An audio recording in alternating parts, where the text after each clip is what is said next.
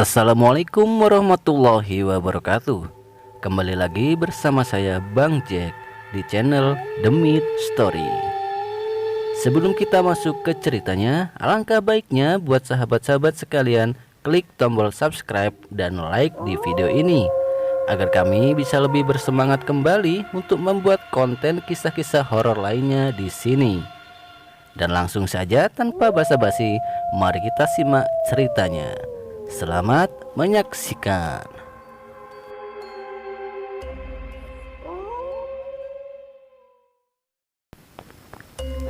Kisah mistis ini terjadi di sebuah desa terpencil di pesisir Banten.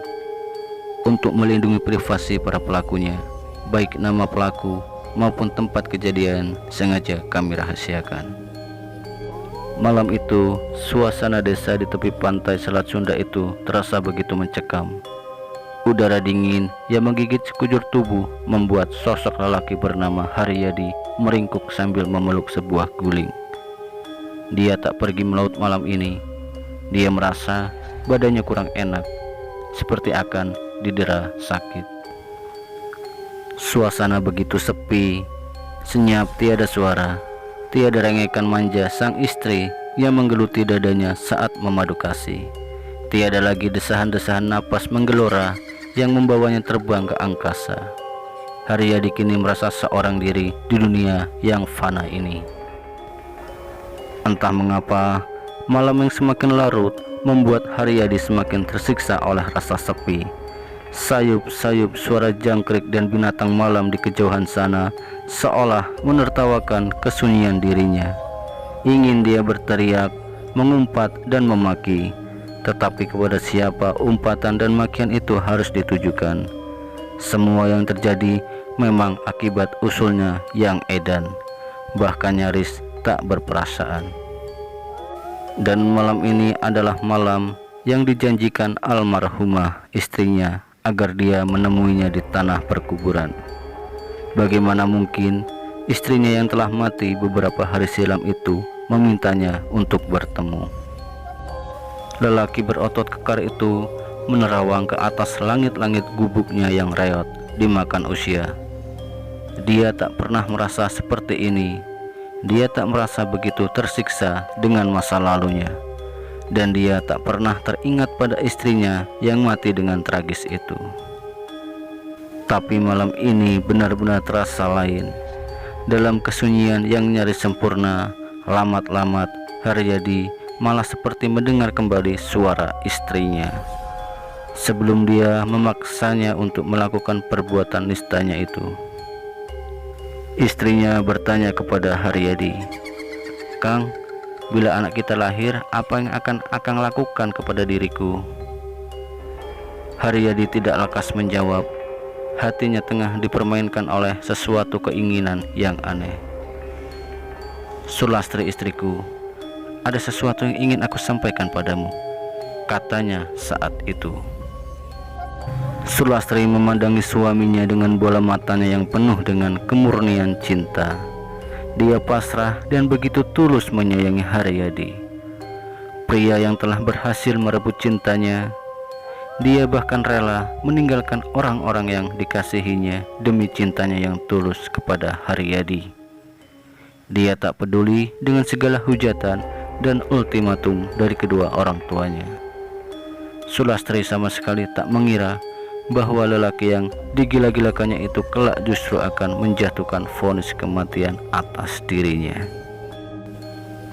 Malam itu Haryadi masih ingat ketika mereka lama saling terdiam. Bibir Sulastri yang ramun terbuka kecil menantikan gerangan apa yang akan disampaikan oleh lelaki yang telah menjadi suaminya itu, yang sebenarnya tidak disetujui oleh kedua orang tuanya itu. Sampai akhirnya terdengar suara lemah dari mulut Haryadi setelah dia menarik nafas yang panjang. "Lastri, sebelumnya aku minta maaf. Mungkin impianmu tidak akan menjadi kenyataan.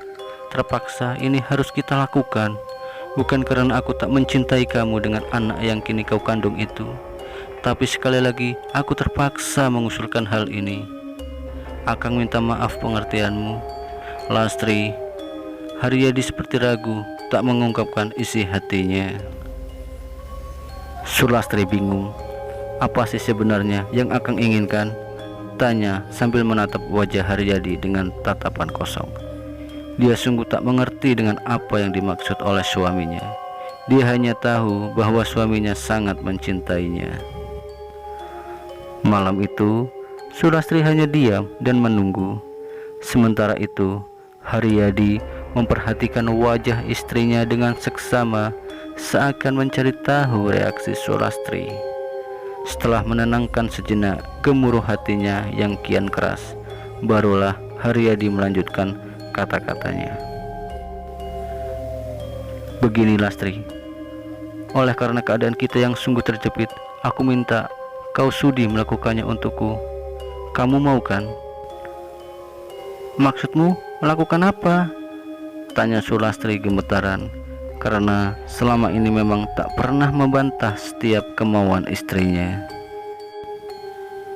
Bagaimana kalau kita gugurkan saja anak yang kau kandung itu? Jawab Haryadi dengan lirih, seakan dia sendiri penuh keraguan untuk mengusulkan ide gila tersebut. Kang, oh, hanya itu suara yang keluar dari bibir mungil milik Sulastri. Kemudian terdengar isakan halus dari rongga dadanya. Dia lari memeluk bantal. Haryadi mendekati dan membelai dengan lembut rambut Sulastri. Lelaki itu mengecup tengkuk istrinya, lalu membalikan wajahnya. Lastri, dengarkan dulu. Akang tahu perasaanmu. Aku pun sebenarnya tak mau melakukannya. Tetapi keadaan kita Lastri, keadaan kita. Kau tahu betapa besar biaya yang harus kita keluarkan untuk merawat anak kita kelak. Kita masih sangat miskin, sedangkan kau tahu orang tuaku tak mungkin dapat membantu. Keadaan mereka hampir tak berbeda dengan kita. Sementara orang tuamu jelas masih memusuhi kita, tutur Haryadi dengan suara parau. Lastri, bukankah lebih berdosa bila kita tak mampu merawat anak-anak kita kelak? Nanti setelah keuangan kita sudah memungkinkan, kita bisa memiliki selusin anak, tegasnya Haryadi. Haryadi sengaja menekan kata selusin anak untuk menunjukkan perasaannya sendiri yang sesungguhnya penuh dengan ketakutan. Dia melihat ke atas dan merasa Tuhan amat murka atas tindakannya. Namun di pihak lain, iblis terus membakar hatinya agar Haryadi lebih mengeraskan tekad jahatnya. Pada akhirnya, Sulastri terbius oleh bujuk rayu suaminya. Meski ada rasa khawatir dengan kandungannya yang telah berusia 4 bulan, tapi dia tak kuasa berbuat apa-apa. Dia tak mampu melawan kehendak suaminya yang takut menghadapi kenyataan. Ya, sebagai kepala rumah tangga yang tak memiliki pekerjaan tetap, Haryadi tiba-tiba memang menjadi seorang pengecut. Dia sepertinya tak percaya bahwa Tuhan Maha Kuasa dan adil atas semua makhluknya. Haryadi memang picik sehingga iblis menari-nari di atas kemenangannya. 3 bulan silam, pagi-pagi sekali, Haryadi mengajak Sulastri pergi ke rumah seorang dukun yang terkenal. Setelah sepasang suami istri itu mengutarakan maksud kedatangannya, sang dukun menyodorkan semacam ramuan yang harus diminum Sulastri agar kandungannya keluar sebelum saatnya. Walaupun rasanya sangat pahit dan sepat, Sulastri tetap memaksakan diri untuk meminumnya. Memang tanpa memerlukan waktu lama, ramuan itu langsung bereaksi. Perutnya terasa mulas dan sakit luar biasa. Ingin dia menjerit, tapi dengan sekuat tenaga ditahannya. Sementara itu, sang dukun terus memijit perutnya ke atas dan ke bawah. Sekitar setengah jam setelah dipijat terus-menerus oleh dukun itu, sakit di perut Sulastri agak berkurang. Sebelum sang dukun mengizinkan mereka pulang, Sulastri disodori ramuan yang harus diminumnya lagi di rumah. Namun ketika hari itu baru saja sampai di rumah, Sulastri kembali merasakan kesakitan yang luar biasa. Walau berusaha menahan, tetapi erangannya makin lama makin melengking tinggi. Melihat keadaan istrinya yang begitu rapuh, Haryadi tentu saja menjadi sangat cemas. Cukup lama Sulastri bergulat dengan kesakitannya, sedangkan Haryadi hanya bisa bingung tanpa tahu apa yang harus dilakukannya. Keadaan Sulastri semakin parah ketika darah mengucur deras membanjiri kedua pangkal pahanya. Disusul kemudian gumpalan darah kehitam-hitaman. Terdengar suaranya merintih pilu dan menyayat hati bagi siapapun yang mendengarnya. Tapi sesaat berselang Sulastri terdiam dan tubuhnya tak bergerak-gerak lagi. Nafasnya yang tadi bergemuruh kini lenyap dan berganti ketenangan yang tak berirama. Wajahnya tampak begitu pucat. Ya, Sulastri akhirnya mati karena kehabisan darah. Melihat peristiwa tragis itu, spontan Haryadi terpekik sambil mengguncang-guncang tubuh istrinya. Dia menjerit-jerit memanggil nama istrinya, tapi Sulastri tetap terbujur kaku di tempat tidurnya. Haryadi merasa sangat menyesal dan berdosa. Dia merasa telah membunuh istrinya sendiri. Dalam hati Haryadi mengutuki dirinya sendiri, tetapi penyesalannya memang tiada berguna lagi. Tak lama kemudian, sekitar rumahnya mulai berdatangan para tetangga.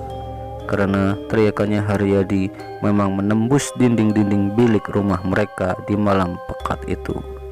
Mereka bertanya-tanya apa yang terjadi, tetapi Haryadi tak berani menjelaskan sebab musabab yang sesungguhnya. Orang kampung itu akhirnya hanya tahu bahwa Sulastri mati karena keguguran, dan mereka mencoba menghibur Haryadi sambil menyatakan bela sungkawa. Para tetangganya menyuruh Haryadi untuk bersabar dan tawakal, lantaran tak ada seorang manusia pun yang mampu mengelak dari takdir ilahi. Malam itu, beberapa hari setelah istrinya meninggal, seorang lelaki bernama Hasan datang ke rumah Haryadi. Wajahnya tampak begitu pias, seakan memendam ketakutan yang luar biasa. Dengan napas tersengal-sengal, dia memanggil-manggil Haryadi. "Ada apa, Dik Hasan?" tanya Haryadi sedikit kaget. Dengan terbata-bata, Hasan menceritakan apa yang baru saja dialaminya.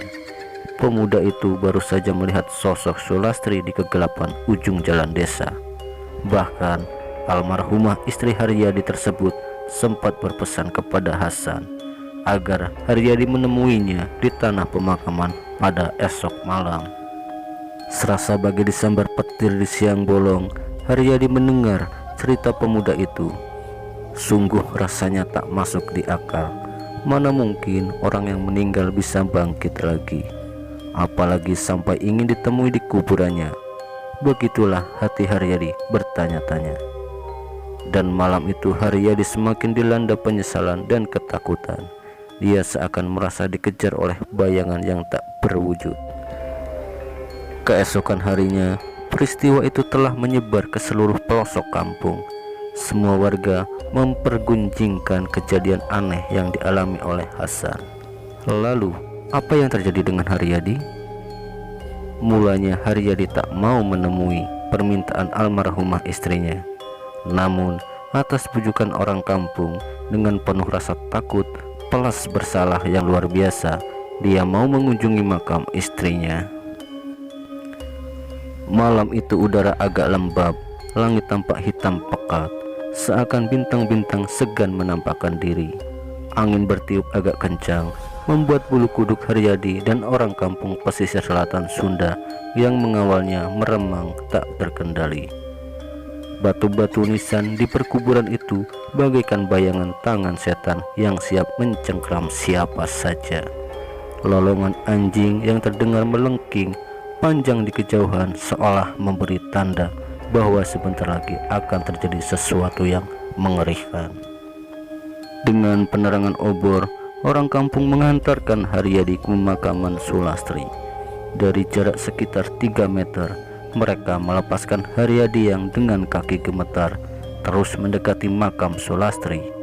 Langkah Haryadi gemetaran karena diliputi rasa takut dan sesal yang amat dalam.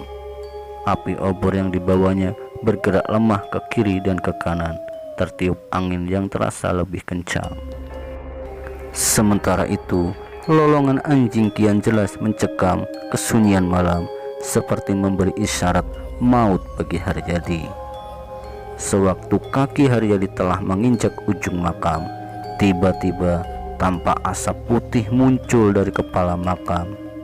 Asap itu mulanya tipis saja, tapi kian lama kian menggumpal jelas. Beberapa detik berselang, dari gumpalan asap tebal itu masuk Sulastri. Berdiri dengan wajah sangat muram, dia memandang Haryadi dengan mata penuh penyesalan dan pengharapan. Kemudian terdengar suaranya halus dan lirih. "Kang, Lastri tidak tahan oleh azab kubur yang kini ku alami. Lastri minta pengertian Akang. Lastri mohon agar Akang mau menemani Lastri untuk sama-sama merasakan penderitaan yang aku rasakan. Aku tidak sanggup menanggungnya seorang diri, Kang. Bukankah dulu Akang pernah berjanji mau merasakan suka dan duka bersamaku? Mau kan, Kang?" Darah yang mengalir di tubuh Haryadi seolah berhenti seketika. Dia diam tak bersuara. Dia merasa tak mungkin mengabulkan pengharapan almarhumah istrinya. Sebenarnya seperti itulah dulu perasaan Sulastri tatkala bertuntut mengabulkan permintaan Haryadi untuk menggugurkan kandungannya. Saat itu juga Haryadi ingin berlari jauh meninggalkan tanah perkuburan itu, tetapi kakinya bagaikan diikat tambang, tak dapat digerakkan walau sedikit pun. Orang-orang kampung ingin menolong Haryadi, namun sebelum mereka bisa mendekati Haryadi, tangan Sulastri sudah lebih dulu terulur dan menarik Haryadi dengan kuatnya. Dan apa yang terjadi kemudian sungguh suatu fenomena yang sulit diterima akal sehat. Betapa tidak, Sulastri tiba-tiba lenyap dari pandangan. Dia meninggalkan suara cekikikan persis suara mak lampir, membuat semua bulu kuduk merinding. Saat orang-orang mendekati tubuh Haryadi yang terkulai di kaki batu nisan Sulastri, ternyata laki-laki itu sudah tak bernyawa lagi. Sayup-sayup mereka masih sempat mendengar suara nyaring tawa Sulastri dari kejauhan. Malam itu terasa bagai malam yang amat panjang bagi penduduk kampung di pesisir selatan Sunda itu. Lolongan anjing yang bersahut-sahutan ditingkahi suara angin di area perkuburan itu, seolah mengiringi kepergian Haryadi yang dicabut nyawanya oleh almarhumah Sulastri. Barangkali memang demikian adanya, siapa yang berbuat pasti akan menuai hasilnya.